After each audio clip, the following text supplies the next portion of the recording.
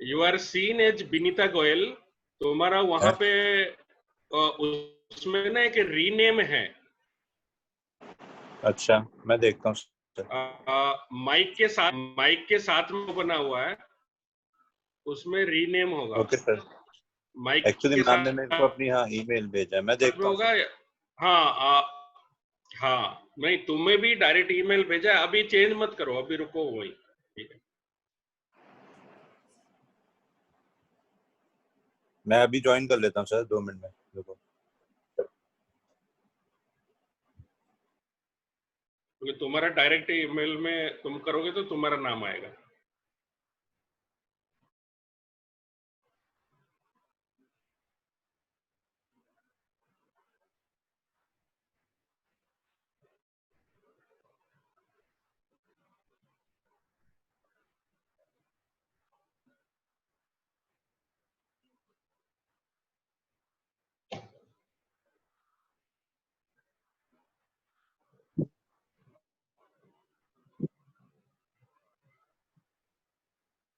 Doctor Rudra, अभी और wait करना है या हम लोग स्टार्ट करें? स्टार्ट।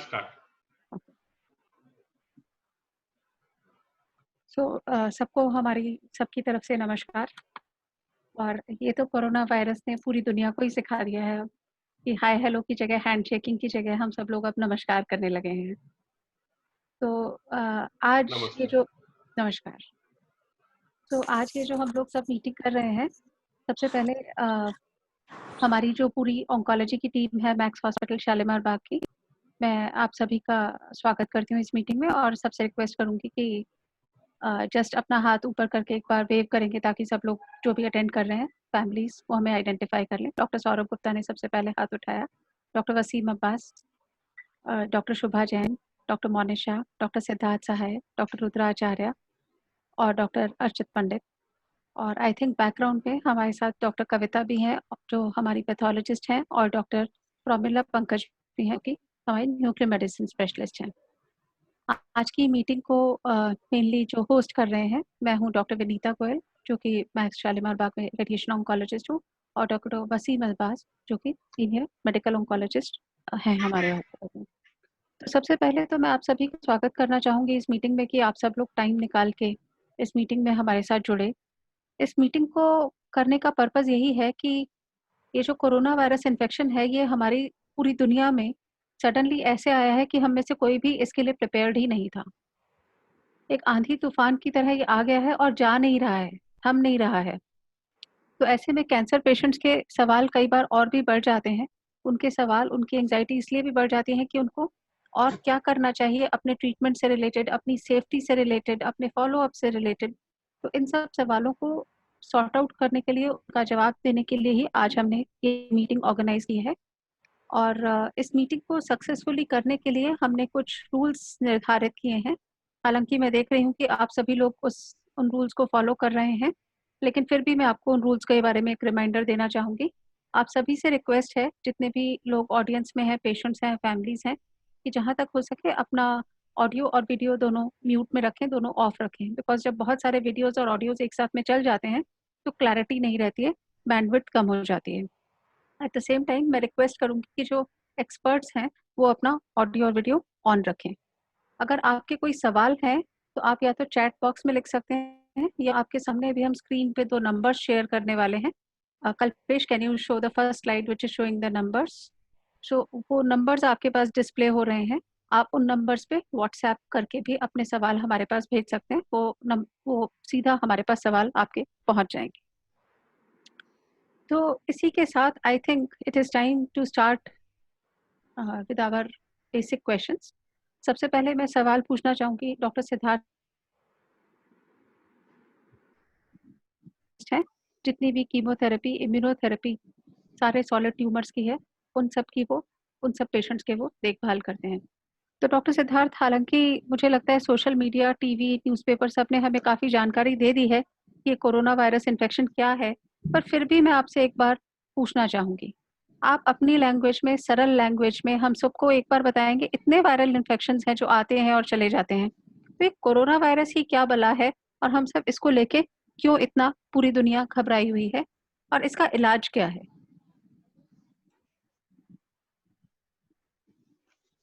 नमस्कार। कोरोना वायरस एक न्यू टाइप का वायरस है जो अभी दिसंबर 2019 में ही पता चला और पहली बार चाइना में पता चला। ये एक टाइप का वायरस है जो मेनली एनिमल्स में ही मिलता है, लेकिन अब इसने अपने आप को म्यूटेट कर लिया, या ऐसा मान लीजिए अपने आप को इस काबिल बना लिया कि वो ह्यूमन रेस को भी इन्फेक्ट करने लगा है। इसका जो नाम है कोरोना या कोविड, ये इसकी कोरोना वायरस डिजीज के नाम से आया है। एक्चुअली इसका जो साइंटिफिक नेम है वो है रेस्पिरेटरी सिंड्रोम वायरस। सबसे पहले चाइना में पता चला और उसके बाद धीरे धीरे पूरे वर्ल्ड में फैल गया और अब WHO ने इसे पैंडेमिक बोल दिया है। ये वायरस मेनली उन लोगों से मिलता है जो इससे अफेक्टेड होते हैं, जैसे जो जिनको जुकाम हो, खांसी हो, वो इस वायरस को आगे कम्युनिटी में प्रोपोगेट या स्प्रेड कर सकते हैं। ये एक सिंपल वायरस है, एक फ्लू की तरह ही मैनिफेस्टेशन होती है, फीवर, हेडेक, जुकाम, खांसी, बदन में दर्द होना। मेनली इस वायरस का इन्फेक्शन का पोर्टल सिर्फ हमारी हाथ से, हमारे नाक या मुंह से ही जाता है और फिर ये हमको अफेक्ट करता है।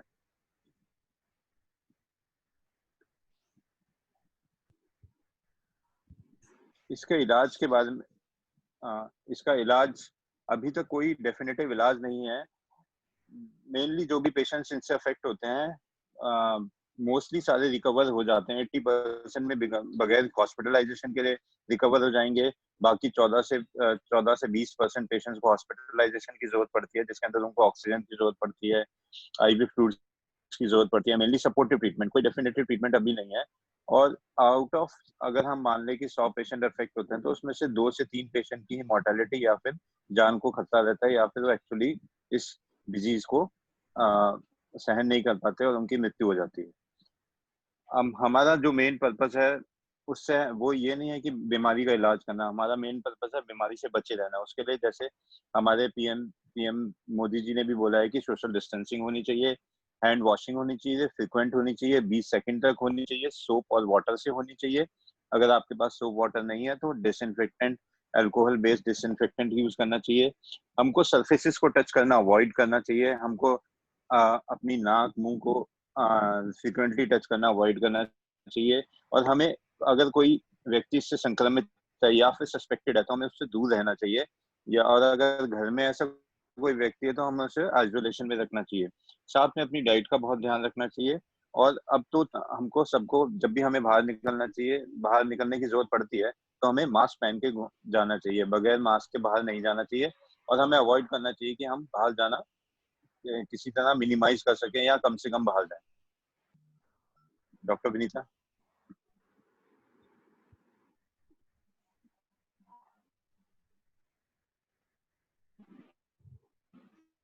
डॉक्टर विनीता।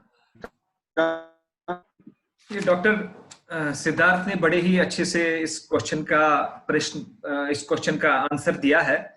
जस्ट मुझे लगता है डॉक्टर विनीता का संपर्क टूट गया है, तो मैं एक डॉक्टर रुद्रा से क्वेश्चन पूछने जा रहा हूं। कैंसर से भी लड़ना है और कोविड से भी लड़ना है, कैसा करें, कैसे करें doctor Rudra?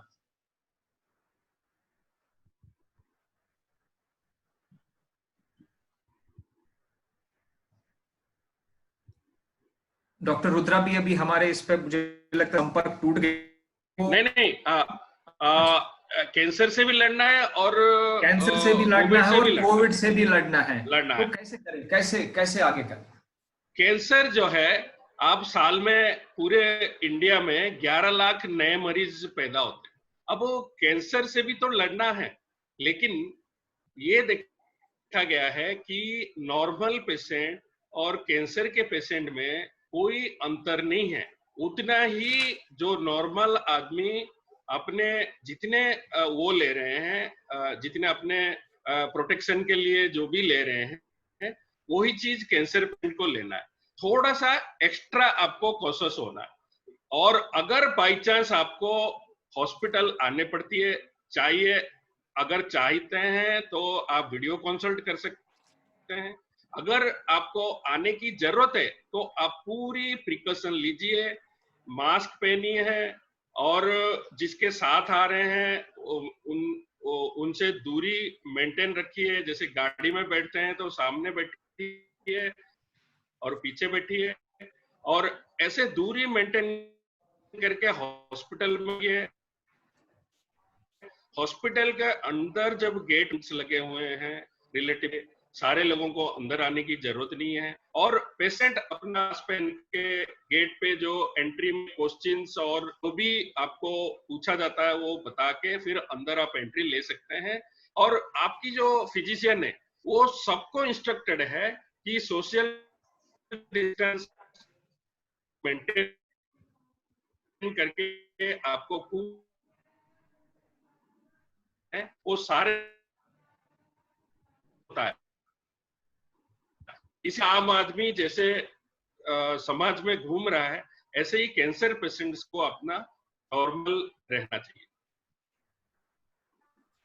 Thank you doctor Rudra, बहुत अच्छे से आपने इसका प्रश्न दिया है। नेक्स्ट प्रश्न हमारे साथ डॉक्टर अर्चित पंडित है, जो कि सर्जिकल ऑन्कोलॉजिस्ट है max cancer centre Shalimar Bagh में। तो उनसे ये प्रश्न है कि इन चैलेंजिंग टाइम्स में आप सर्जिकल पेशेंट्स को कैसे मैनेज करते हैं? सपोज किसी मरीज की सर्जरी होनी है तो कैसे स्ट्रैटिफाई करते हो ऐसे मरीजों को? जी नमस्कार वसीम, नमस्कार सभी पेशेंट्स जो और उनके केयर गिवर्स जो यहाँ पे आज आए हैं। ये बहुत ही इम्पोर्टेंट प्रश्न है, बिकॉज हम दो चीज़ों से लड़ रहे हैं।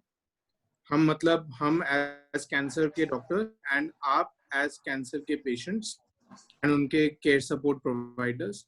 मैं समझ सकता हूँ कि आप सब बहुत ही ज़्यादा चिंतित होंगे, स्पेशली वो लोग जो कि अभी कैंसर से लड़ रहे हैं या जो कैंसर का इलाज जिनका चल रहा है या जो अभी अभी रिसेंटली डायग्नोज हुआ है। With respect to surgery in cancer patients, ये दो दुविधा वाली सिचुएशन है कि जब हम हॉस्पिटल नहीं भी आना चाहते और हमें अपना ट्रीटमेंट कंटिन्यू भी रखना पड़ेगा। So as per government directives cancer का ट्रीटमेंट रुक नहीं सकता। ये मैं सबको एकदम क्लियरली बताना चाहूंगा, कैंसर का ट्रीटमेंट रुक नहीं सकता। Cancer is an emergency process. Cancer का इलाज चलता रहेगा। कुछ ऐसे कैंसर्स होते हैं जो बहुत ही स्लो ग्रोइंग होते हैं, जिनमें हम डिले सेफली कर सकते हैं बाय maybe 15 days या 1 month, but they are very selective group of cancers जो कि हम डिले कर सकते हैं। जिन कैंसर्स को हम डिले नहीं कर सकते हैं उनमें हम सर्जरी हमें करनी ही पड़ती है।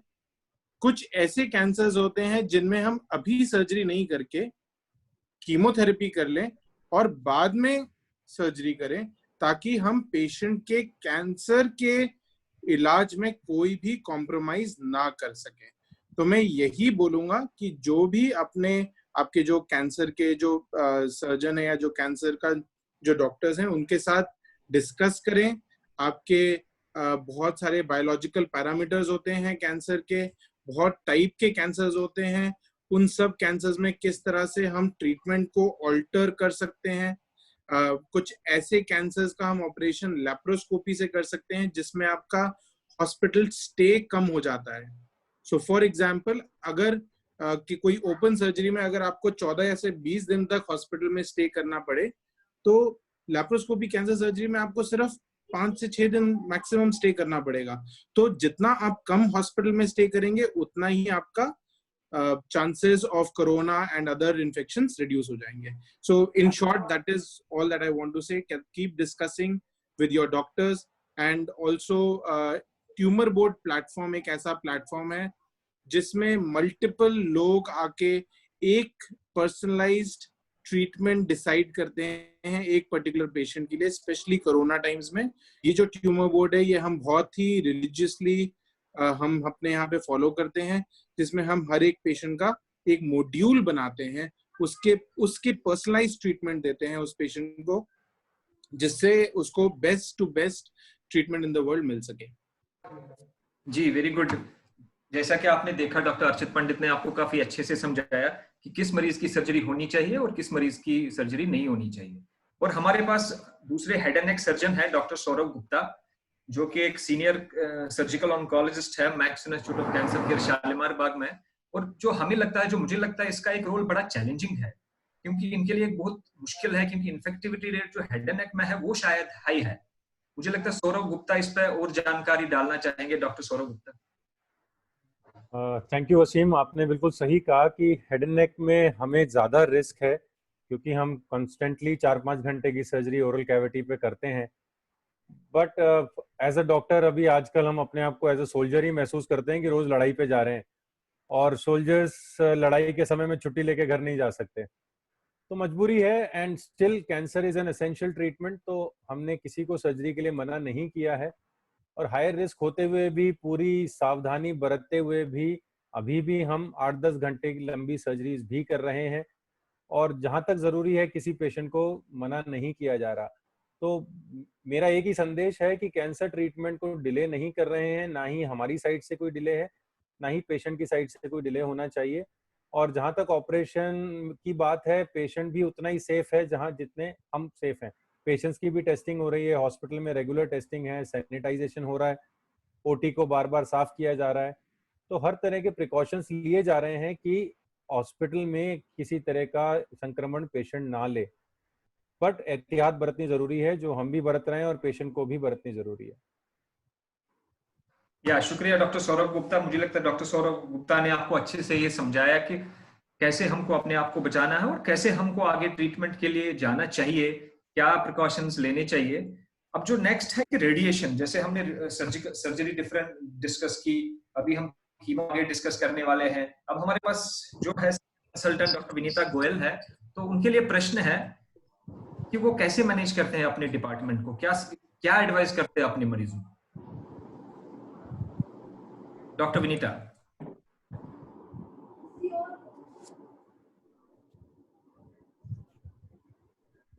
डॉक्टर विनीता का संपर्क हमसे टूट गया है, तो तब तक मैं एक हमारे साथ है आ गए। Doctor Vinita is online. Doctor Vinita आ गई। Unmute, please unmute yourself. Okay doctor Wasim, मैं आपका सवाल मिस कर गई, आई एम सॉरी। मेरा मतलब है कि एक रेडिएशन एक हमें पता है कि अहम पार्ट है ट्रीटमेंट का, कैंसर ट्रीटमेंट का, तो आप अपने मरीजों को कैसे मैनेज करते हो, क्या एडवाइस करते हो। तो रेडिएशन क्योंकि एक एसेंशियल पार्ट ऑफ ट्रीटमेंट है, तो हम हर पेशेंट का इंडिविजुअलाइजेशन करते हैं। जैसे कि अभी डॉक्टर अर्शित ने भी बहुत अच्छे से समझाया कि जहाँ पे अर्जेंट है कि सर्जरी होना ही है, वहाँ तो सर्जरी करते हैं। नहीं तो अगर ऐसा है कि हम कुछ टाइम बाय कर सकते हैं, कुछ और थेरेपी करके जो नॉन इन्वेजिव है, तो वो करते हैं। सिमिलरली अब रेडिएशन की बात करें तो मैं आपको एक एग्जांपल दूंगी ब्रेन ट्यूमर का। ब्रेन ट्यूमर 2 तरह के होते हैं, कुछ लो ग्रेड होते हैं, कुछ हाई ग्रेड होते हैं। हाई ग्रेड में हमारे पास चॉइस नहीं है, वहाँ पे हम पेशेंट को बोलते हैं आपको बिना डिले किए अपनी रेडिएशन शुरू करनी है। पर जहाँ वो पहले रेडिएशन 6 हफ्ते की होती थी, सेलेक्टेड पेशेंट्स में वही रेडिएशन हम 3 से 4 हफ्ते में भी देते हैं। लेकिन दूसरी तरफ जहाँ लो ग्रेड ट्यूमर्स होते हैं, जहाँ बीमारी के बढ़ने का हमें इतना डर नहीं होता है, कभी कभी हम उन पेशेंट्स को 4 हफ्ते की जगह 6 हफ्ते या 8 हफ्ते ऑपरेशन के बाद वेट करने के लिए भी बोलते हैं।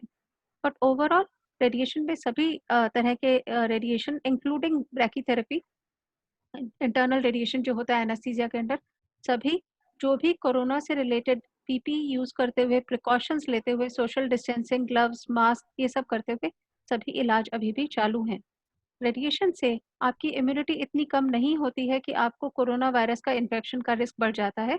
तो please have a discussion with your oncologist, अपने ऑन्कोलॉजिस्ट से डिस्कस करके और आप ये डिसीजन ले सकते हैं। Doctor Wasim, with your kind permission, मैं एक चीज़ और कहना चाहूँगी। जैसे कि डॉक्टर अर्चित ने शुरू में कहा कि ट्यूमर बोर्ड में हर पेशेंट का डिस्कशन करके हम एक मॉड्यूल बनाते हैं, तो मैं आप सभी को ये शेयर करना चाहूँगी कि जैसे हम लोग आज ये मीटिंग आपके साथ कर रहे हैं, हफ्ते में 2 से 3 बार हम सब ऑन्कोलॉजिस्ट अपने अपने ग्रुप में ये मीटिंग करते हैं, ताकि हम आज भी बैठ के सब पेशेंट्स का डिस्कशन करके, ऑनलाइन डिस्कशन करके उनका ट्यूमर बोर्ड का डिसीजन ले पाए। या शुक्रिया डॉक्टर विनीता गोयल। डॉक्टर विनीता गोयल ने आपको अच्छे से समझाया कि कैसे वो मैनेज करते हैं अपने विभाग को और किस पेशेंट को रेडिएशन मिलनी चाहिए, कौन वेट कर सकता है।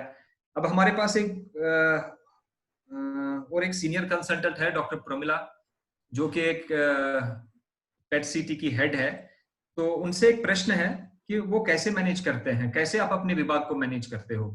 आप सब पेशेंट्स को पेट सीटी के लिए बुलाते हो या किसी को वेट करने के लिए कहते हो, और जब भी मरीज आपके विभाग में आता है तो उसको आप क्या प्रिकॉशंस लेते हो, आपकी तरफ से क्या प्रिकॉशंस होते हैं? Thank you, Dr. Wasim. I'm Dr. Pramila Pankaj. I'm looking after the nuclear medicine department.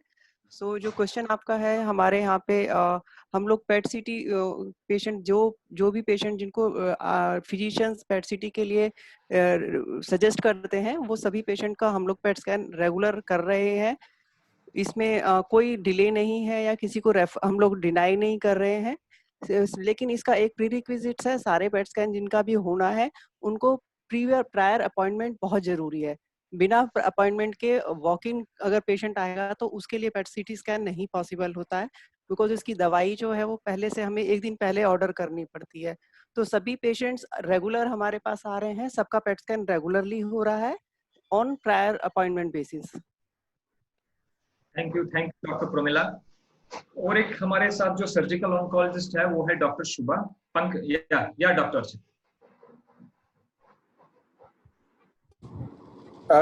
No, sorry. Actually, I just saw that there was a very important question regarding blood transfusion coronavirus infections. Yeah. कुछ questions pop out हो रहे हैं. Maybe if anyone can take regarding Mr. Anurag, I think. हम वो लिख रहे हैं question. वो end में ले लेंगे. वो सवाल. So I just want to tell all the attendees that the patient questions are being taken up. So please do not leave the group. Your questions will be answered as and when they come in the order. Yes. तो thank you doctor Promila. हमारे साथ और जो है एक senior consultant वो doctor शुभा है, जो कि एक ब्रेस्ट सर्जन है। डॉक्टर शुभा, आप कैसे मैनेज करते हो अपने ब्रेस्ट पेशेंट्स? क्या लगता है कि कहीं आपको अभी सर्जरी करनी है या कहीं आप वेट कर सकते हो, 1-2 महीने के बाद कर सकते हो? आप कैसे उनको मोस्टली सब पेशेंट्स तो जिनको सर्जरी की रिक्वायरमेंट है, जो अर्ली ब्रेस्ट कैंसर्स है, उनको हम लोग सर्जरी कर रहे हैं। Mostly TNBC, HER2 neu positive और यंग पेशेंट्स, NACT जो पोस्ट NACT जो मोस्टली अग्रेसिव ट्यूमर्स हैं, we are not waiting for them, we are doing surgery for them. जिनको कीमो की जरूरत है उनको हम कीमो के लिए भी भेज रहे हैं, जो अग्रेसिव ट्यूमर्स हैं। all surgeries are being done with full precautions so that patient remains safe. Doctor Shubha, जो पेशेंट्स जिनका कीमोपोर्ट डला है, तो उनको जो हम एडवाइस करते हैं कि हर मंथली कीमोपोर्ट फ्लशिंग के लिए आना है, उनके लिए आपका क्या सजेशन है? ये सवाल बार-बार बहुत लोग पूछ रहे हैं। कीमोपोर्ट फ्लशिंग हम लोग वैसे यूजुअली नॉर्मल डेज पे 1 मंथ के लिए कहते हैं, लेकिन 3 मंथ्स तक हम लोग वेट कर सकते हैं, उसमें कोई प्रॉब्लम नहीं है। कई पेशेंट्स ऐसे हैं जिनके 3 मंथ्स भी ऑलमोस्ट पूरे होने वाले हैं, वो भी फर्दर थोड़ा और टाइम के लिए 1 मंथ के लिए वेट कर सकते हैं। एज सच कोई प्रॉब्लम आनी नहीं चाहिए, रादर देन कि हॉस्पिटल में आकर एक्सपोज होने से बेटर है कि आप लोग वेट कर लीजिए।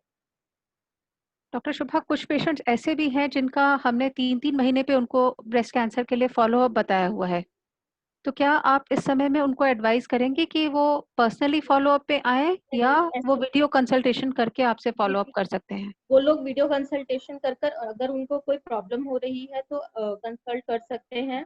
अभी आकर पर्सनली दिखाने की अभी कोई जरूरत नहीं है किसी पेशेंट को, अनटिल अनलेस कि किसी को बहुत ही अनयूजुअल कोई प्रॉब्लम है, कि ऐसा लग रहा है कि कोई न्यू लंप डेवलप हो गया है या कुछ ऐसी चीज है जो पहले नहीं थी और सडनली अभी अपीयर हुई है। सिर्फ वही patients personally they can get in touch, otherwise बाकी सबको वीडियो कंसल्टेशन पर they can take consult.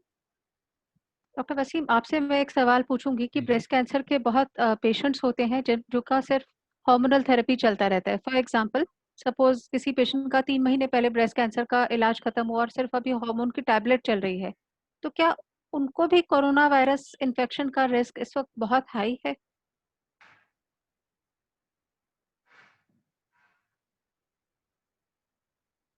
Doctor Wasim ji, sorry I missed your question. Can हाँ, यू मैं आस्क? एक बार रिपीट करती हूँ, नहीं तो डॉक्टर सिद्धार्थ जवाब दे सकते हैं कि जैसे सपोज कोई ब्रेस्ट कैंसर के पेशेंट्स में हम लोग कई बार 4-4, 5-5 साल तक उनको हार्मोनल थेरेपी देते हैं। सपोज 3 to 6 मंथ्स पहले किसी का ब्रेस्ट कैंसर का सर्जरी, कीमो, रेडिएशन सब ओवर हो गया और अब सिर्फ एक हार्मोन की टैबलेट चल रही है, तो अभी भी क्या उनका रिस्क कोरोना वायरस का बहुत हाई है? देखिए, ऐसे मरीज जो है हम स्ट्रैटिफाई करते हैं, जिसका 3 महीने पहले इलाज कंप्लीट हुआ है तो उसका जो है रिस्क वो सेम है जितना कि एक नॉर्मल मरीज को होता है। और दूसरा रिस्क होता है वो होता है मॉडरेट रिस्क, जो डायबिटीज हो, जो हाइपरटेंशन हो, और जो मोर देन 65 एज हो, जिसकी एज मोर देन 65 हो, वो मॉडरेट रिस्क होता है, वहां थोड़ा बहुत रिस्क हाई होता है। और दूसरा होता है हाई रिस्क, तो किसी का मेट्रोनोमिक कीमोथेरेपी चल रहा है और या किसी का कीमोथेरेपी चल रहा है, वो हाई रिस्क है, उसमें बड़े प्रिकॉशंस लेने होते हैं।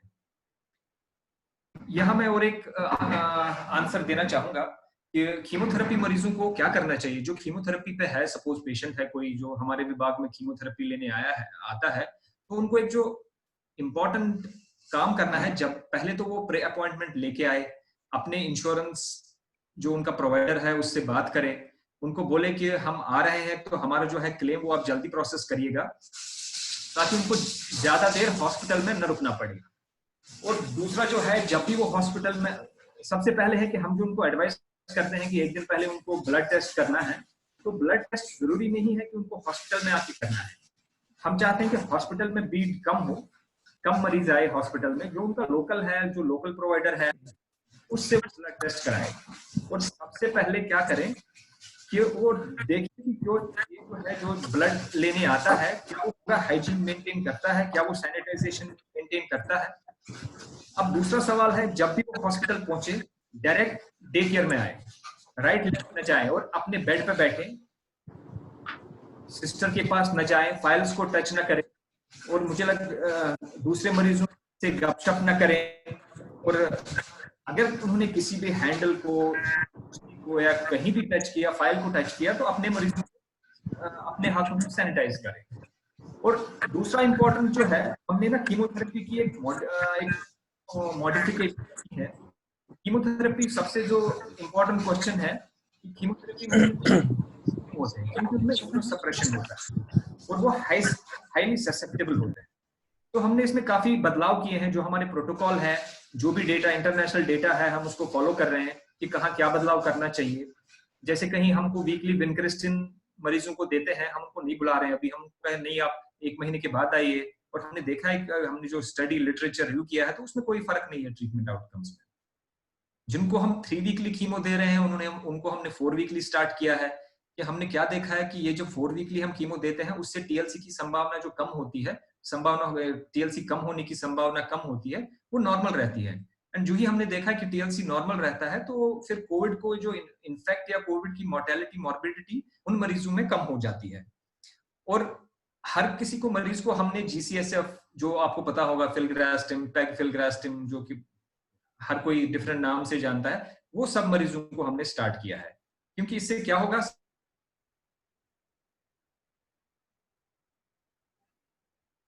अगर किसी को इन्फेक्शन हो भी गया तो कोई चिंता, घबराने की बात नहीं है, क्योंकि जब टीएलसी हाई होगा तो उनकी ऑटोमेटिकली उनकी इम्यूनिटी अच्छी होगी। हाँ जी, हाँ, thank you Vinita Goyal.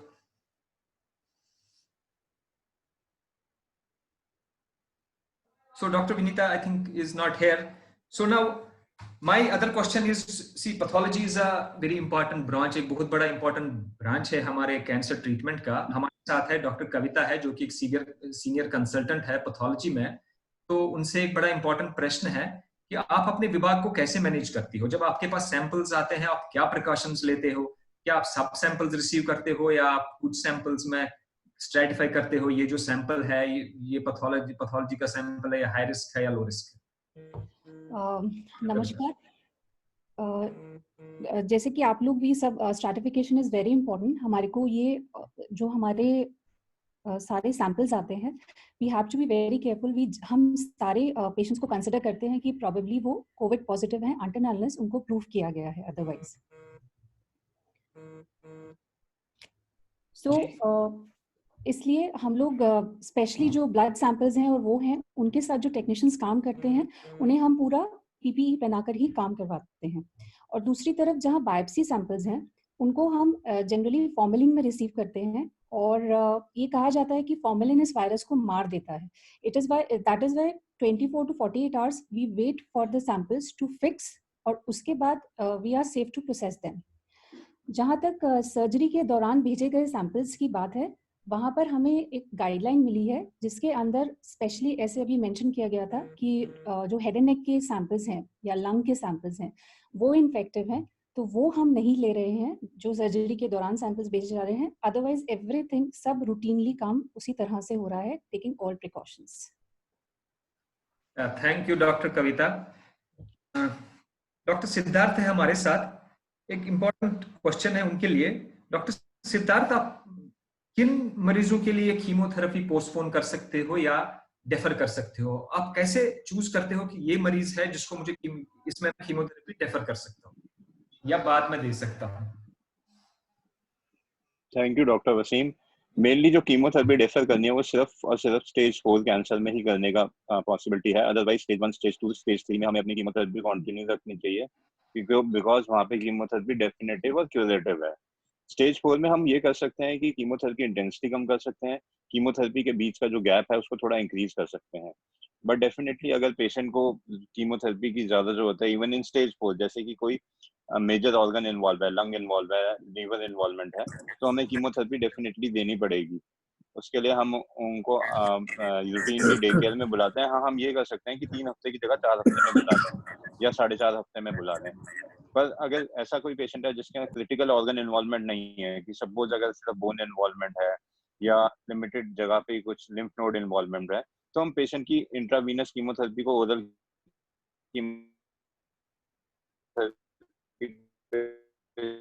Change कर सकते हैं, इंटरवल पे बुला के कर सकते हैं, उसके अकॉर्डिंगली मैनेज कर। Thank you. Yeah, thank you Dr. Siddharth, that was a nice answer. बहुत अच्छे से आपने इस सवाल का जवाब दिया है। Next question is to doctor Archit. Doctor Wasim, एक मिनट। या श्योर। अभी हम लोगों ने एक डिसीजन लिया कि थोड़ा सा मोनोटनी को ब्रेक करने के लिए डॉक्टर सौरभ जो है हम सबको एक गाना सुनाने वाले हैं। Oh great. तो over to you doctor Saurabh. Dr. Saurabh is a professional singer also. Yes. Thank you, Dr. Vinita. So I am a very great fan of Rishi Kapoor, and as a tribute to him, उसका एक पुराना गाना सुनाना चाहूंगा। जीवन के दिन छोटे सही हम भी बड़े दिल वाले। I think most of us can relate with this song. जीवन के दिन छोटे सही हम भी बड़े दिल वाले, कल की हमें फुर्सत कहाँ, सोचें जो हम मत वाले। जीवन के दिन छोटे सही हम भी बड़े दिल वाले, कल की हमें फुर्सत कहाँ, सोचें जो हम मत वाले। जीने का रंगीन मौसम ये खूबसूरत जमाना, अपने यही 4 पल हैं, आगे है क्या किसने जाना। जीना जिसे आता है वो इनमें ही मौज मना ले, कल की हमें फुर्सत कहाँ, सोचें जो हम मत वाले। ला ला ला ला ला ला ला ला ला ला ला ला ला ला ला ला ला ला ला। Thank you so much. Thank you. तो मेरा जो सवाल है अभी डॉक्टर अर्चित से था, हम यहाँ से कंटिन्यू करेंगे कि आप अपने आप को और अपने मरीजों को कोविड से कैसे बचाते हो during surgery? Dr. Wasim, I think it's a very important question. So at Max, there are a lot of precautions. There are 3 tiers of precautions that are being taken at every level. So for example, a patient coming to the OPD, आपने already बता दिया है सबको कि OPD में हम किस तरह से precautions दे रहे हैं। हमारे coordinators भी staggered appointments दे रहे हैं. They are strictly being monitored so that they do not club all the patients together. एक समय पे इतने सारे patients OPD में होना is not a good thing. so coordinators are being structured in that way. उस तरह से हम उनको ट्रेन कर रहे हैं कि वो staggered appointment दें ताकि किसी का ओवरलैप ना हो. सो ये ओपीडी में फॉर एग्जांपल ऐसे करके ऐसे बहुत सारे मेजर्स हैं जो हम ओपीडी के लेवल पे ले रहे हैं. ओपीडी में हमने हर चेयर के बीच में एटलीस्ट 2 से 3 चेयर का डिफरेंस रख दिया है. We all see, like Dr. Vinita, you and everyone, we see patients not wearing masks properly. So हम बार-बार उनको टोकते हैं. So there are random checks which are going on in our daycare, in our OPD, just to ensure safety of our patients. That is at the level of OPD. Second tier is the level of inpatients, when the patient gets admitted. So we would not want कि हम सारे patients उस जगह पे admit करें जहाँ पे Covid के बाई चांस कभी कोई कोविड का भी डिटेक्ट हो. इस वजह से हमने पहला जो एडमिशन है वो एक ऐसे फ्लोर पे होता है जहाँ पे फर्स्ट लेवल ऑफ एडमिशन है, एंड वहां पे हम सारे पेशेंट्स के कोविड के टेस्ट भेजते हैं, और जो पेशेंट कोविड नेगेटिव निकलते हैं उनको दूसरी फ्लोर पे एडमिशन मिलता है जहाँ पे सिर्फ कोविड नेगेटिव पेशेंट्स हैं. जो कोविड पॉजिटिव पेशेंट्स हैं they go only to one authorized center of Max, that is at Max Saket East Block, where the COVID patients are shifted. So this way Max has ensured that all the other COVID hospitals are relatively COVID free, and जब COVID free होंगे तो doctors COVID free होंगे, nurses COVID free होंगी, so chances of infecting other patients drastically comes down, it reduces. So this is an example of second tier level of infection.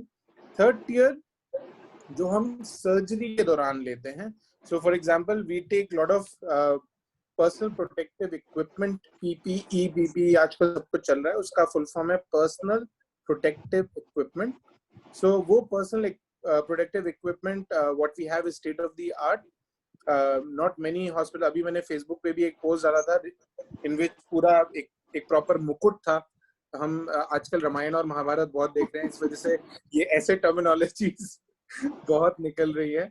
So एक proper मुकुट है जिसपे पूरा face full रहता है, and there is a breathing outlet and inlet. तो ये सब चीजें ऐसे बहुत सारे इक्विपमेंट्स है, वेरी कॉस्टली इक्विपमेंट्स हैं, जिससे हम इंश्योर करते हैं कि we do not transfer infection from one patient to the other, as well as we do not transfer infection from patient to the doctors, and vice versa also, so that the doctors cannot transfer infection to the patients. Yeah, so I think Dr. Archit explained this very well. उन्होंने जिस तरह से बताया कि 3-tier precautions ले रहे हैं. देखिए, अब जो कम्युनिटी स्प्रेड एक तरह से हम कोविड उस फेज में आ गए हैं, तो हम ये मान के चल रहे हैं कि कोविड हर जगह है, तो उससे बचने के लिए जो भी प्रिकॉशंस हैं वो लेते हुए हम अपना इलाज जो है चालू रख रहे हैं. यहाँ पे अब मैं एक बार डॉक्टर मोनिशा गुप्ता को इनवाइट करना चाहूंगी. डॉक्टर मोनिशा गुप्ता हमारी सीनियर गायनेक ऑन्कोलॉजिस्ट हैं, she is a senior gynaec surgeon. Doctor Monisha, पहला मेरे आपसे बहुत सारे सवाल हैं, सो आप पेशेंटली एक के बाद एक जवाब दीजिएगा. पहला सवाल ये कि जो गायनी के कैंसर्स होते हैं, जो यूट्रस के ओवरीज के कैंसर्स हैं, क्या ये सर्जरीज आज के दिन पॉसिबल है सेफली करना? Doctor Monisha. Dr. Vinita, so I will take this question if Dr. Monisha is not there. It is definitely safe to do surgeries such as uterine surgeries. In fact, हमारे पास 2 दिन पहले एक patient आया था जिनको heavy bleeding थी. So you cannot leave these patients just because of the fear of corona. So I would again say the same thing. हमें अपने इस तरह से स्ट्रैटेजी बनानी है कि हम कोरोना से भी बचे रहें और हम अपना कैंसर का ट्रीटमेंट भी मिस आउट ना करें. जिन पेशेंट्स में हम कीमो दे सकते हैं, डेफिनेटली हमें उन्हें पहले कीमो देनी चाहिए और सर्जरी डेफर करना चाहिए. लेकिन जिन पेशेंट्स में सर्जरी मैंडेटरी है और सर्जरी जरूरी है, टेकिंग ऑल प्रिकॉशंस. मैक्स में हम लोग हर पेशेंट का कोविड टेस्ट करते हैं, उनके अटेंडेंट्स का भी कोविड टेस्ट करते हैं, डॉक्टर्स का कोविड टेस्ट एवरी 7 days हो रहा है. So even being doctors, we are all going through this test, and that is only so that we do not transfer our infection to our patients.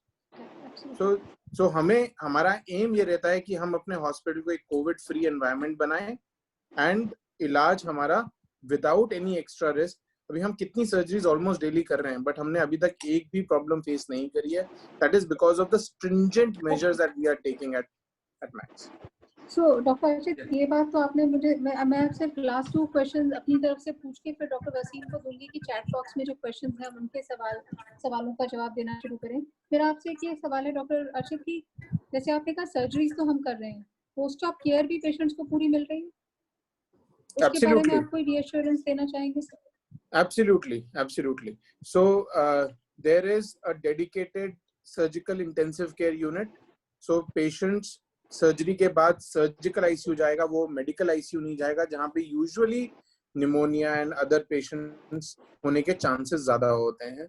Post operative care में patient after ICU goes back to the same covid negative ward, जहाँ पे सब doctors, sisters, nurses, एक covid negative free environment है. And this is all again to give uninterrupted post-operative care services to all the patients.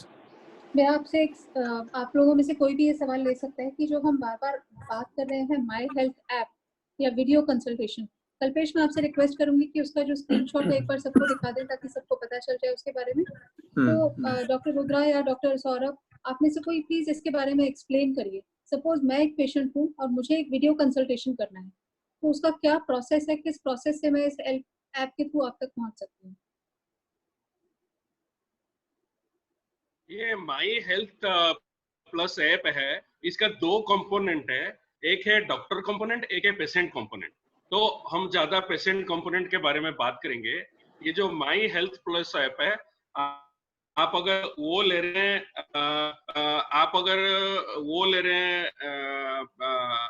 Android phone है या Apple phone है, दोनों में आपका ये ऐप अवेलेबल है. ये ऐप को डाउनलोड करना है और जो उसी मोबाइल पे इसको डाउनलोड करने से ये जैसे ही आप उसमें आएंगे, आप अपने डॉक्टर जिनको भी वो दिखाना चाहेंगे तो उसके नाम आ जाएगा और उस पे आप क्लियर कट जो है आप अपना बुकिंग कर सकते हैं. और अगर आप कोई नया पेशेंट है, लेटर से कोई नया पेशेंट है, वो पहले से रजिस्टर्ड नहीं है, वो भी जैसे ही कॉल सेंटर में फोन करेगा तो उसमें भी वही होगा कि कॉल सेंटर आपको एडवाइस करेगा माई हेल्थ प्लस को डाउनलोड करने के लिए, और उसी माई हेल्थ प्लस के अंदर आप जा सकते हैं. और फिर से आप डॉक्टर विनीता से, सौरभ से, डॉक्टर मनीषा से, जिससे भी आप वो लेना चाहते हैं, कंसल्ट लेना चाहते हैं, वो आप कंसल्ट ले सकते हैं. वो डॉक्टर की डेली मॉर्निंग में उनकी ऐप के अंदर ये पेशेंट्स आपके कंसल्टेशन के लिए हैं और इतने टाइम में है, ये सारा टाइम के साथ उस पे दिखाएगा. तो डॉक्टर कॉल करेंगे वीडियो कंसल्ट के लिए, आपकी पूरे वीडियो है और उसके अंदर आप अपनी 6 डॉक्यूमेंट तक आप उस पे अपलोड कर सकते हैं. टिल 6 डॉक्यूमेंट्स जो जिसके आपने जेपीजी में फोटो खींचा है उसको अपलोड कर सकते हैं. और उसके बाद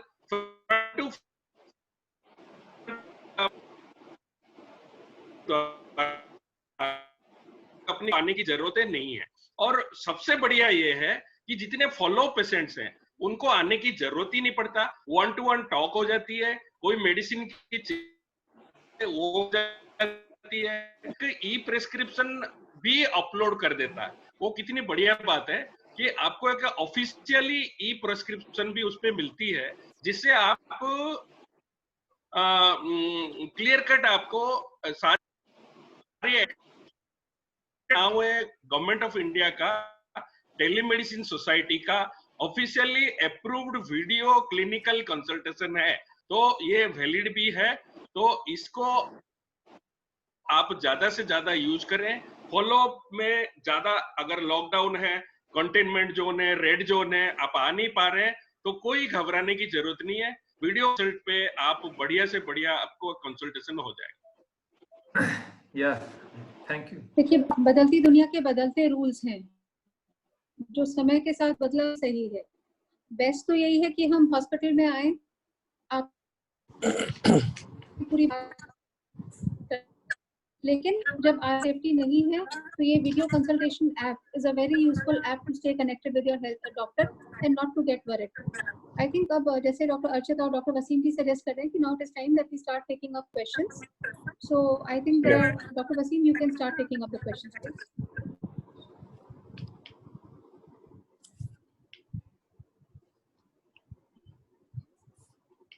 doctor Wasim unmute yourself. Oh sorry, doctor unmute.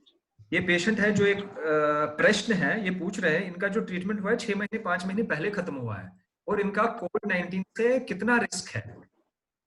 Doctor Siddharth.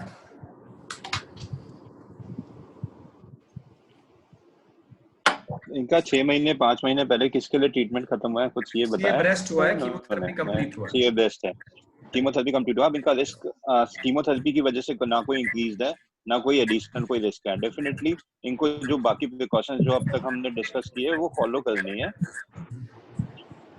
Okay, plus साथ में अगर ट्रीटमेंट ले तो उससे भी कोई डरेगा नहीं। और इनको अपना अगर कीमोपोर्ट का है, जो मैडम डॉक्टर शुभा ने बताया था, अगर कीमोपोर्ट का कोई इशू है तो उसको हम डिले कर सकते हैं। और जो रूटीन फॉलो अप है वो हम आफ्टर 3 मंथ्स की जगह 4 मंथ्स 5 मंथ्स में भी कर पाएंगे। सो इनको घबराने की कोई आवश्यकता नहीं है, इनको अपनी लाइफ एंजॉय करनी चाहिए।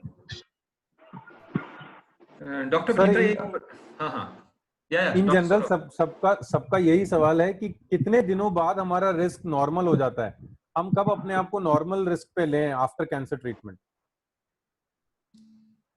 ऑन एन एवरेज जो होता है वो 3-4 महीने होता है, जो कि एक नॉर्मल है, जो कि पेशेंट हाइपरटेंशन डायबिटीज नहीं है। और जो डायबिटीज और हाइपरटेंशन या एल्डरली है उसमें हम कहते हैं कि that they are always a moderate risk, उसमें मॉडरेट रिस्क है। बाकी 3-4 महीने is enough that you should consider that he is as good as other people. He is a normal risk patient, he is not a higher moderate risk patient. दूसरा question है doctor Vinita के लिए। Doctor Vinita, एक सवाल आया है, क्या हम रेडिएशन जल्दी खत्म कर सकते हैं? यूजुअली रेडिएशन में 1 महीना लगता है ट्रीटमेंट होने में, क्या हम उसको 1-2 हफ्ते में कंप्लीट कर सकते हैं?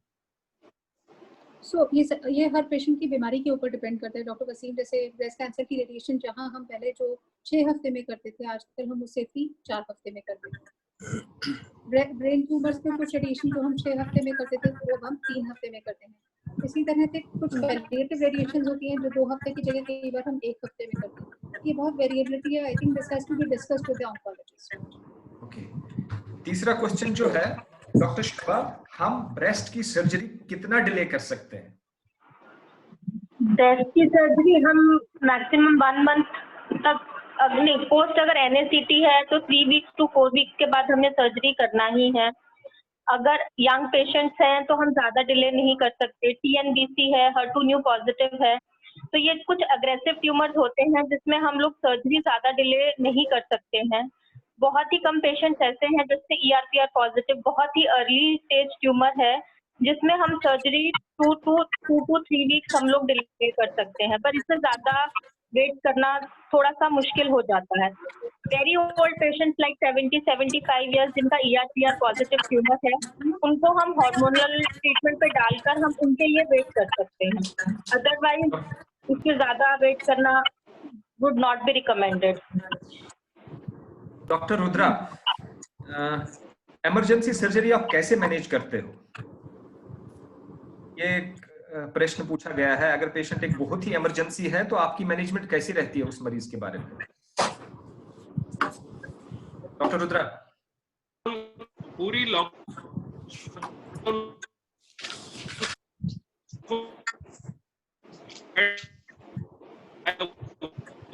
उसकी जो पहले 3 हफ्ता था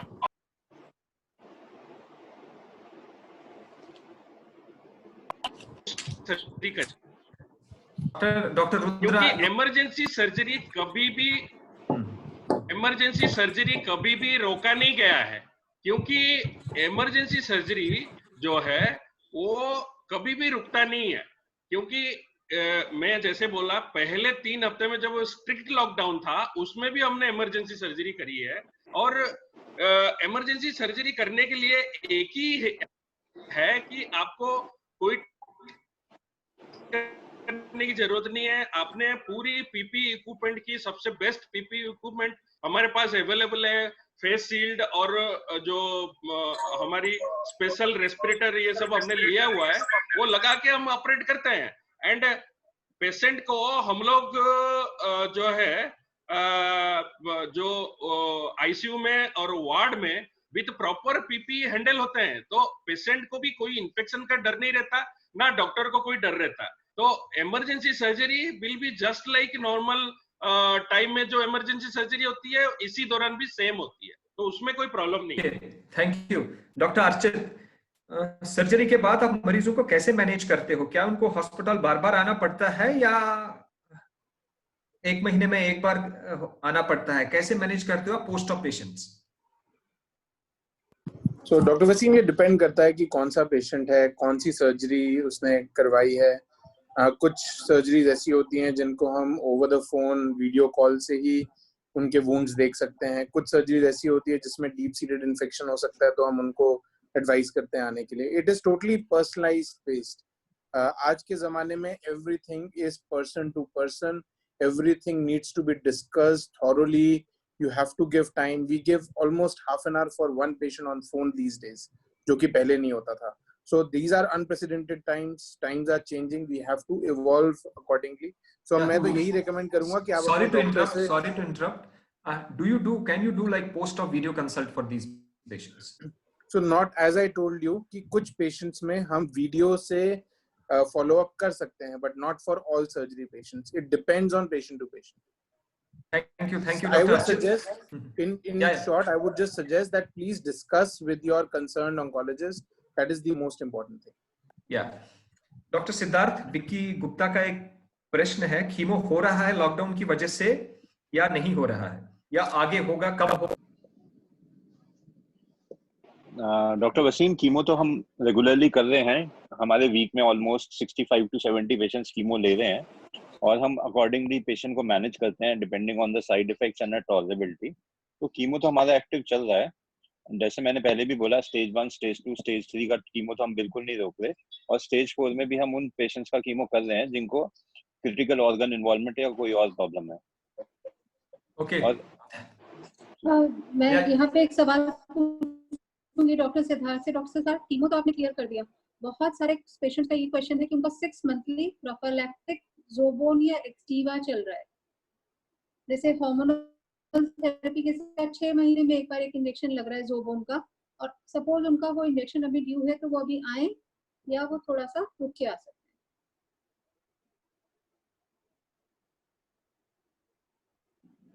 मैम, आपका क्वेश्चन नहीं समझ आया, नेट प्रॉब्लम। मतलब मैं बताता हूँ। जैसे किसी एक सवाल ने पूछा है, कुसुमलता गोयल का प्रश्न है, उनका जो कैंसर है वो 2011 से है और एक्सजीवा बिस्फॉस्फोनेट्स पे है जो कि 6 महीने लग रहा है। और आई थिंक पेशेंट्स का, मरीजों का यही क्वेश्चन है कि हम उसको कितना पोस्टपोन कर सकते हैं।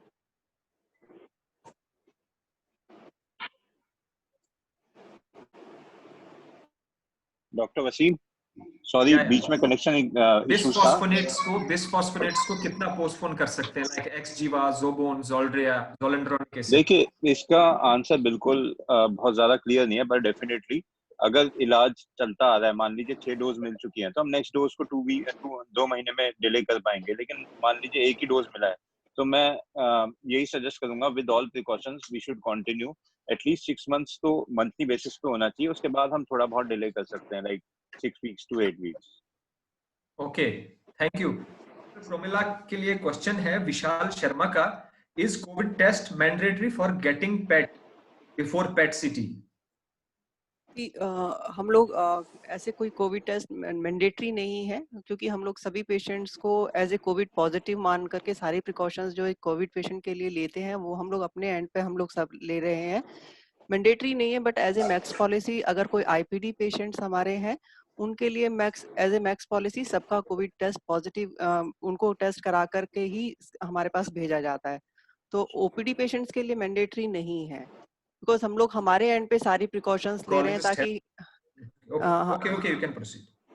हम लोग हमारे एंड पे सारे पेशेंट्स को एज ए कोविड पॉजिटिव मान करके ही सारे प्रिकॉशंस ले करके हम पेशेंट का पेट स्कैन करते हैं, और हम लोग भी अपना पेट कोविड टेस्ट कराते हैं ताकि हमारे स्टाफ से भी किसी पेशेंट को कोई इन्फेक्शन ना लगे। स्पेशली हमारे डिपार्टमेंट में भी पूरे सैनिटाइजेशंस होते हैं, डिस्पोजेबल्स शीट्स हम लोग टेबल पे लगाते हैं ताकि कोई भी पेशेंट हमारे एंड पे किसी पेशेंट को, हमारे स्टाफ से किसी पेशेंट को इन्फेक्शन ना लगे। So with due all precautions we are doing patient all PET scans whether they are COVID test positive or negative. It does not matter to us.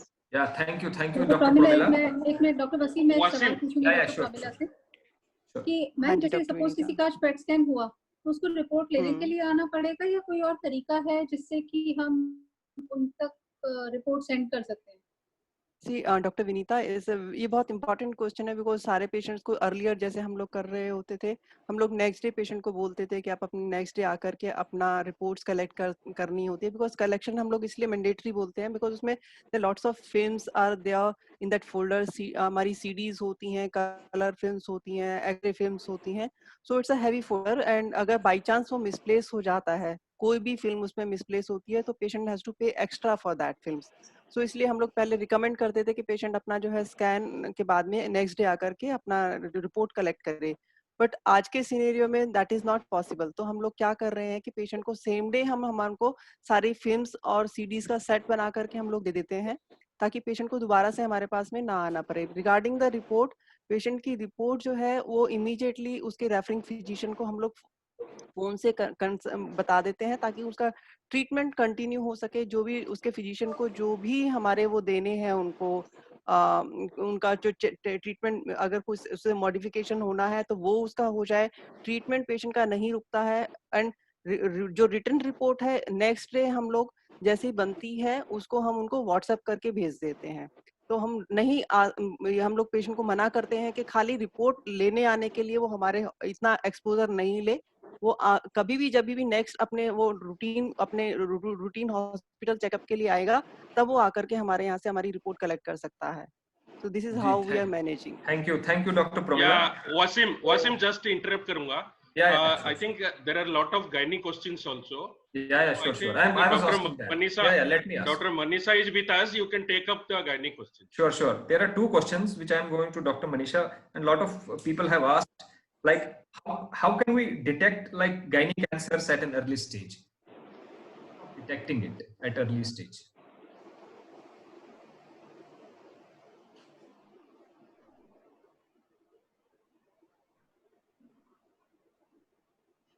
Hello, namaste doctor. I missed your question. आप एक बार repeat. Like how can we detect gynecological malignancies at early stage? Is there any way of detecting them early? Yeah, actually gynecological cancers इस stage पे detect हो सकते हैं। जैसे सब लोग जानते हैं first of all gynae cancers में क्या क्या cancers आते हैं। gynae cancers में cervical cancer, यूट्रस का कैंसर एंड ओवेरियन कैंसर, ये 3 कैंसर मोस्ट कॉमन रहते हैं। जिसमें सर्वाइकल कैंसर जो कि नंबर 2 कैंसर है इंडिया में, वो अर्ली स्टेज पे बहुत आसानी से डिटेक्ट हो सकता है। एक सिंपल टेस्ट कहते हैं जिसे पैप्समियर, सबने सुना होगा इसका नाम। पैप्समियर जस्ट एक ओपीडी टेस्ट है, 5 मिनट्स भी नहीं लगते उसे करने में, और ओपीडी बेसिस पे पेनलेस टेस्ट है जो अबाउट 3 साल में अगर एक बार कराएंगे। Sorry to interrupt you, Dr. Manisha. And how to do these tests in COVID times? Can you please answer that? How people follow in these COVID times? In COVID times, cervical cancer screening can be done. COVID infection के द्वारा gynecological cancers में कोई भी change नहीं है, उनकी detection में कोई भी change नहीं है। पैप्समियर करते वक्त हम पूरी प्रिकॉशंस लेते हैं, बिकॉज वजाइना में लेना होता है तो पेशेंट का बॉडी फ्लूइड से हमारा कांटेक्ट रहता है, मगर डबल ग्लव्स सब कुछ पहनकर, proper precautions, hand sanitisers, proper sheets for the patient, उनके सैनिटाइजेशन का ध्यान रखते हुए हम पैप्समियर कर सकते हैं। इसमें कोई भी मॉडिफिकेशन WHO की तरफ से और गायनी कैंसर सोसाइटीज की तरफ से नहीं है। जैसे हम पहले अर्ली स्टेज में डिटेक्ट करते थे, कोविड टाइम्स में भी हम सर्वाइकल कैंसर वैसे ही डिटेक्ट कर रहे हैं। अब अगर यूट्रस और ओवेरियन कैंसर की बात करते हैं तो उसमें भी हम रूटीनली जो भी पेशेंट्स को सिम्टम्स होते हैं, जो अपना रूटीन अल्ट्रासाउंड कराते हैं, उस पर जो भी रिजल्ट आता है उसके अनुसार हम उसका ट्रीटमेंट करते हैं। कोविड टाइम्स के टाइम हम उसमें थोड़ा मॉडिफिकेशन करते हैं, थोड़ा उसको जो कैंसर्स हम डिले कर सकते हैं, जैसे कि यूट्रस कैंसर्स, उसको हम जितना डिले कर सकते हैं उतना कर पाते हैं, लेकिन क्योंकि surgery is the one step treatment for uterine cancer and with all due precautions as already being told by other surgical oncologists, Dr. Saurabh, Dr. Archit, हम proper precautions लेके उन surgeries को कर रहे हैं and one time treatment है, patient can go home early. Similarly, laparoscopic approach से जो procedure हम 8 दिन के बाद patient को discharge करते हैं वो around 5 या 6 दिन में patient अपने घर चले जाते हैं. Yeah, thank you, Dr. Monisha. One more question: how you manage surgeries during these COVID times? What do you tell your patients? Do you ask patients to wait, or how do you manage? Doctor Wasim, actually depend करता है type of cancer पे. अगर मैं ovarian cancer की बात करूँ तो ovarian cancer एक एग्रेसिव कैंसर है जिसमें डिले करना ठीक नहीं है, और डिपेंडिंग कि वो किस स्टेज में डिटेक्ट हुआ है. अगर अर्ली स्टेज है तो डेफिनेटली हम उसके सर्जरी के लिए जाते हैं. अगर लेट स्टेज है, मान लो स्टेज 3 या 4 में है, तो पहला स्टेप हमारा रूटीनली कीमो रहता है. कीमो देते हैं पेशेंट को, डाउन स्टेज होता है डिजीज, उसके बाद हम सर्जरी के लिए लेते हैं. कोविड टाइम्स में हमारा जो मॉडिफिकेशन हो सकता है ओवेरियन कैंसर में वो ये है कि स्टेज 3 और 4 के कैंसर जो हैं, जिनको हम रूटीनली 3rd कीमो के बाद सर्जरी के लिए लेते हैं, उनको हम मे बी 6 कीमो के बाद भी ले सकते हैं. We try to delay surgery as far as possible so that उनका exposure OT से hospital से कम रहे. लेकिन ultimately we proceed with the cancer with all precautions. Yeah, thank you, Dr. Manisha. Dr. Wasim, can I just एक question मेरे भी दिमाग में आता है. सर्जरी आज करना बेटर है या 1 या 1.5 महीने बाद? अभी हमारा ग्राफ ऊपर जस्ट जाना शुरू हुआ है. So I would say that आपको टाइम अनुसार अपने स्ट्रेटजीज को चेंज करना पड़ेगा. मेरे हिसाब से आज हमें कोई भी सर्जरी मना नहीं करनी चाहिए, और हो सकता है कि आज से 1-1.5 महीने बाद हमें सर्जरीज को डेफर करना पड़े क्योंकि हम अपने पीक पे होंगे नंबर ऑफ केसेस में. सो अभी हम उतने में नहीं हैं. So I mean that is what I just wanted to convey कि corona is here to stay for another 4, 5, 6 months at least. So आप आज डेफर करोगे, 2 महीने बाद करोगे, इट डजंट मेक सेंस. आपको कहीं ना कहीं करना पड़ेगा. It depends on what stage of transmission you are in. बिल्कुल, मैं डॉक्टर अर्चित के साथ बिल्कुल एग्री करती हूँ. एक्चुअली इट डिपेंड, जैसे कि मैंने बोला कि टाइप ऑफ कैंसर पे डिपेंड करता है. अगर सीए ओवरी की बात करते हैं, अर्ली स्टेज में definitely surgery is the first choice, even Covid times में भी, बिकॉज 1 स्टेप प्रोसीजर होता है.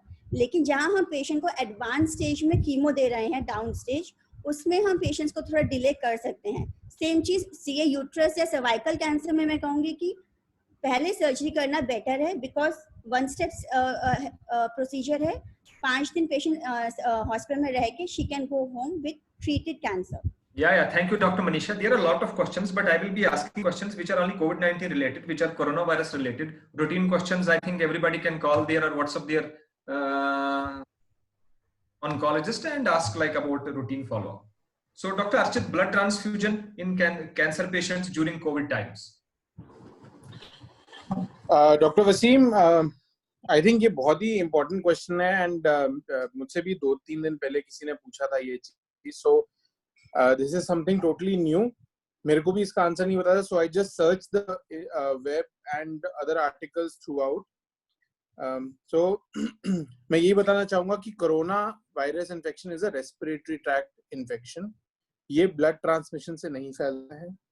आज की डेट में भी even now there are lot of reports that have come in front जो कहते हैं कि कोरोना और कोविड इन्फेक्शन एंड जो पहले के भी जो रेस्पिरेटरी इन्फेक्शन जैसे कि सार्स और मर्कॉव, so these infections were also not found in blood transfusion.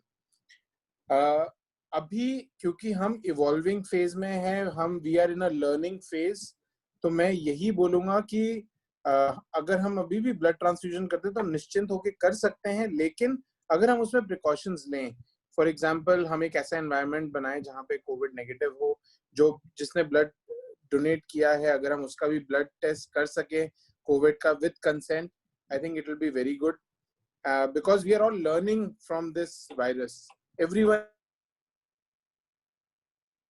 Till date जितना भी हमारे पास रिसर्च, जितना भी डेटा है, जितना भी एविडेंस है, वो सब यही सजेस्ट करता है not even one case has been reported till date which has shown that blood transfusion से corona का infection हुआ हो.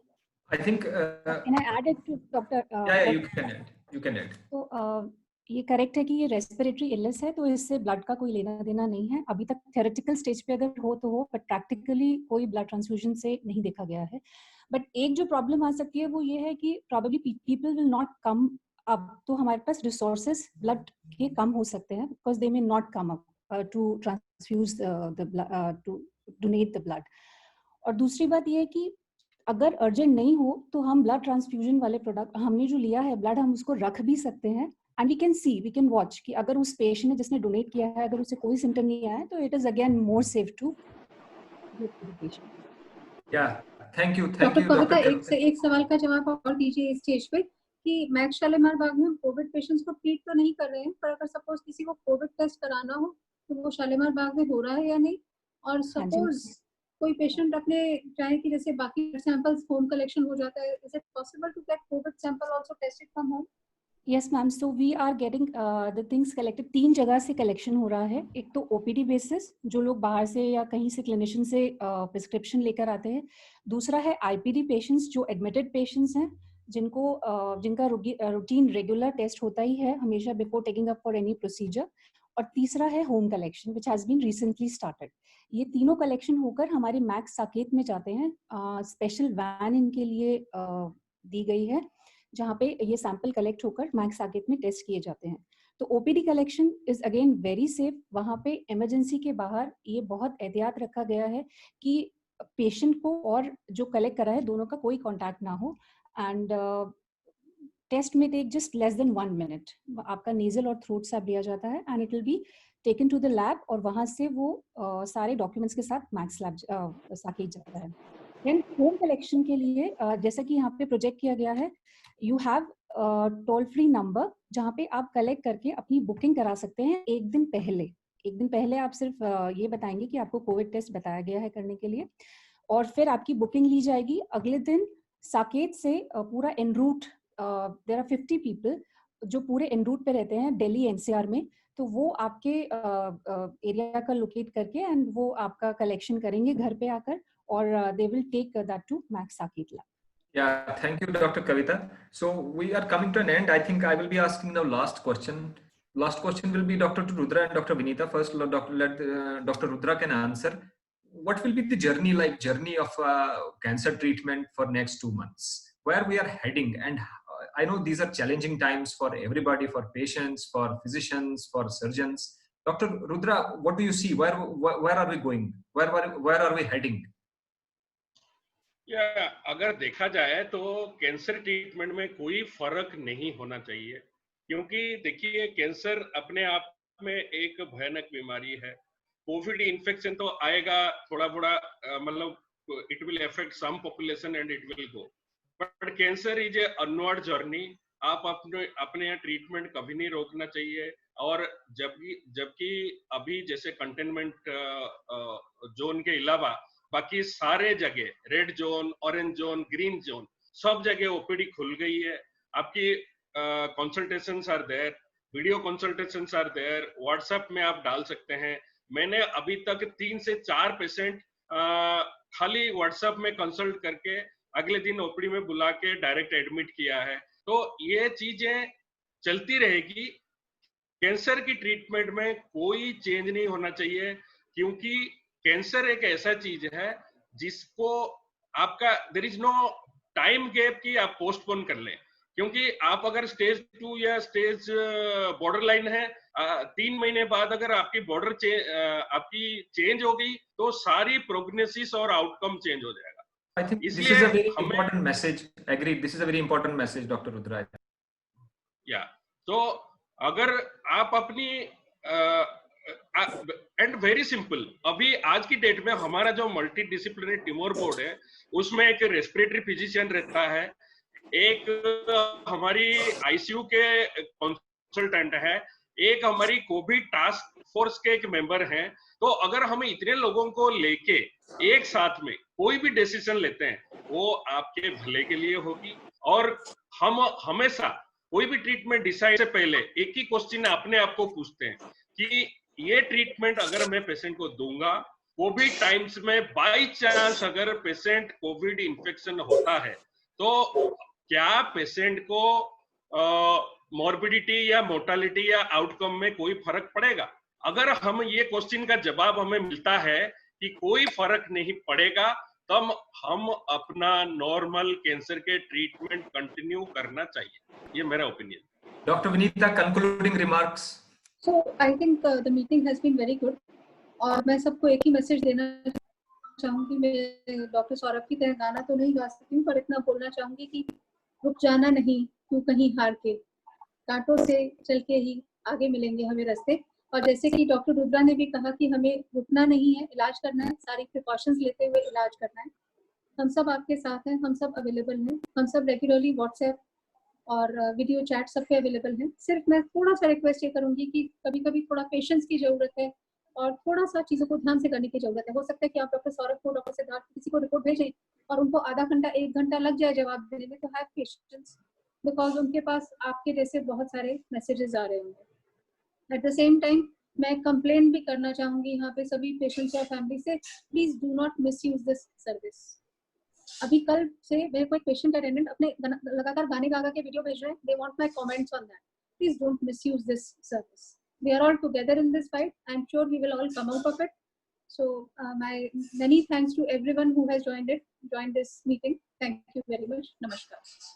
और लास्ट में ये बोलूंगा कि अपने ऑन्कोलॉजिस्ट को अपना फैमिली मेंबर समझ के आप डायरेक्टली जितना कम्युनिकेट करेंगे वो आपके लिए सबसे ज्यादा अच्छा होएगा। नमस्ते।